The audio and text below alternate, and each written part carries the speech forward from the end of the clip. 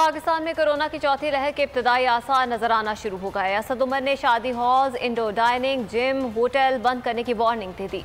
Tweet में कहा, SOPs की नाकिस तामील, भारतीय इकसाम का वायरस कोरोना की चौथी लहर की अहम वजह है।